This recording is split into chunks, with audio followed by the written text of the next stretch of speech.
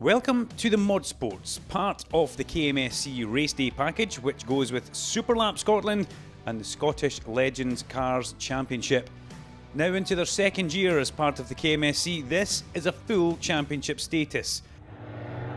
Let's take a look at one of the recent races we had at Knockhill Racing Circuit, and as you can see, a great variety of cars on track and a big grid of drivers here at Knockhill Racing Circuit.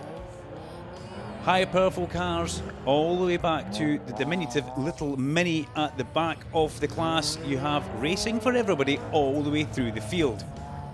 Ron Cumming on pole position from Roddy Patterson, Paul Brydon and Adam Kindness. Stuart Robbs in the third row alongside Josh Hislop with Adam Morrison and Natalie Cowie. David Muir and Sean Martin with Andrew Patterson and Fiona Kindness at 11th and 12th. 13th place for James Strachan alongside Suzanne Buist. And at the back of the grid, we've got newcomer to motorsport, Louise Strachan. People to keep your eyes out for: definitely Ron Cumming, Roddy Patterson and Paul Brydon. And can Adam Kindness upset the apple cart here? Can he get that blue Subaru in the mix? Let's find out. ModSport racing about to get going at Knockhill. So here we go, we're under starters orders. The lights start to build on the Beatson's Building Supply Bridge. A long hold for the drivers on the grid today. Out go the lights, and look at the launch by the four-wheel drive Subaru. Roddy Patterson spins the wheels on his Caterham and they head down towards Duffus Dip for the first time of asking. A good grid size here in the ModSports, and it's Ron Cumming who leads the way through. Leslie's in towards McIntyre's, Patterson, Brydon. Then we've got Kindness, and we've also got right in the mix of that looked like Adam Morrison, but Stuart Robb in the TVR just thunders and rumbles through the chicane just now. These are fast cars. Onboard action with Adam Kindness. Subaru Impreza in towards Clark Corner, chases Paul Brydon in the, well, it's a kit car, but it looks like a BMW. It's a V6 Nissan engine in the back, and the Subaru has just about got the legs to keep alongside as they hit the brakes, and Kindness slithers up the inside. There's a bit of a lock up there from Adam, but he gets the car stopped and through the hairpin, and away he goes. Brydon lights up the back wheels on the exit of the corner, and up the main straight we go. That's lap one done, and that was a pretty fast affair. We can see just in the background Stuart Robb goes over the crest of the hill. Then we have got Adam Morrison, Josh Hislop, we've got Sean Martin, Natalie Cowie in there ahead of Dave Muir, and the rest of the field all streaming through. Now you may look at these cars and think, I recognise some of those cars, but they look like they've had a lot of work done. Well, they are. They're sports and saloon cars based on production series, but you can tune and you can prepare and build in your own garage, and that's what all these drivers do and like to do. A great series of ModSports into its second year at Knockhill Racing Circuit now, and tags in very well with the Superlap Scotland event, along with the Scottish Legends Cars Championship. But this is now a bona fide championship, and it's Ron Cumming who leads the way with his Nemesis kit car through the hairpin, chased hard by Roddy Patterson, a man who has been around for a long time. Adam Kindness just looked like he floundered a little bit through the apex there.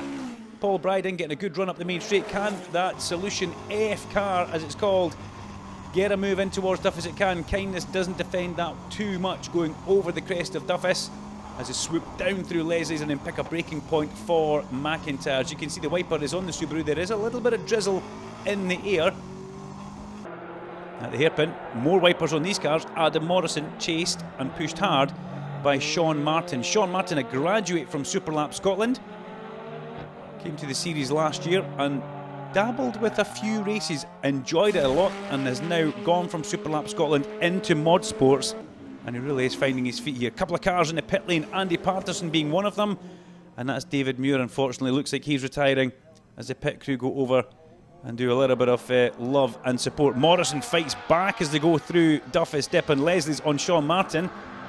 We do like the headlamps on Adam Morrison's cars, the famous eyes. They do look a little bit squint, and we have seen them looking even squintier than that, trust me, at the end of a race meeting as they both rumble through the black circle chicane. Josh Hislop is the next car, the blue Renault Clio, a car which this weekend he's sharing with his brother Sean Hislop in Superlap Scotland. So that car is getting a lot of work. Brydon locks up going into the hairpin. That's going to hurt him through the corner. Can't make an apex, and he looked like he was starting to catch up with Roddy Patterson. Ron Cumming still leads at the front, but that's let Adam Kindness get another sniff of a podium as Louise Strachan makes her way up in her first ever race meeting in the little green Mini. Still the battle with Martin and Morrison rages on. Morrison closes in on the brakes, and it did look like those headlamps are about to connect with the rear end of a Honda Civic Type R.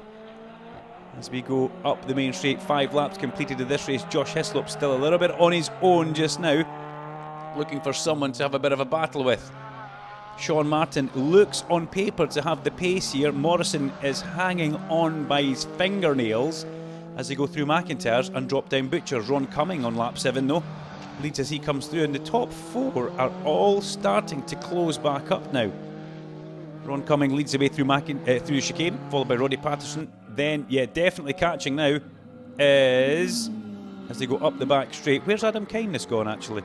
Definitely catching now is Paul Brydon. He's all over the back of Roddy Patterson, and whether the rain's starting to intensify a little bit round the back of the circuit and the Caterham might start to lose a little bit of grip. But these guys in open top cars, they'll get a face full of the rain rather than the windscreen getting wet. On the saloon cars, Louise Strachan stays well out of the way there. Good bit of driving from young Louise, and we're delighted to see James and Louise joining the KMSC and taking part in this race meeting, and looking forward to future race meetings in the ModSports. Cumming looking like he's just starting to stretch his legs and pull away now. Natalie Cowie's about to go a lap down to Roddy Patterson and Paul Brydon. Look, they're now jammed up behind each other, and Natalie Cowie, they'll both use a bit of power as Natalie runs wide at the chicane, and that would give Patterson and Brydon a bit of a fright there. But they both managed to be seasoned pros as they are and slide past on the entrance towards Clark Corner. Lap 8, Ron Cumming leads through the hairpin. The Nemesis kit car, a lovely little kit car if you get up to see it close. It's powered by a 2-litre Vauxhall red top engine, and if you're in the know and you're a Vauxhall lover, which a lot of people out there are, you'll know exactly what that engine is and how trusty those engines have been. It's nothing too special under it, but Ron Cumming he's been around for a long time, raced a lot of cars, and that Nemesis kit car really is a joy. The Duratec engine is what Roddy Patterson has in his Caterham, and as we said, the Solution F has a V6 Nissan in the back of it, mounted directly behind Paul Brydon's head, drives through the rear wheels. It looks like a BMW, but it's anything but a BMW as he tries to once again come up the inside of Roddy Patterson going in towards Clark Corner. But Roddy Patterson has been here before. It's definitely not his first rodeo as he leaves the hairpin, or comes into the hairpin, sorry, as Ron Cumming leaves the hairpin, and still he holds off Paul Brydon. Up the main straight, they've both just put a lap on Josh Hislop. As we pick up with them coming through the chicane now and up the back straight, this is really the main battle for the last step on the podium overall. The 1, 2, 3 on the road will go straight to Parc Fermé for a quick driver interview, as Ron Cumming is now starting to make this look like a little bit of a demonstration. And Paul Brydon, you can see him starting to get a little bit impatient with Roddy Patterson now. In fact, he puts a wheel off into the gravel trap, and that will hurt his drive all the way up the main straight.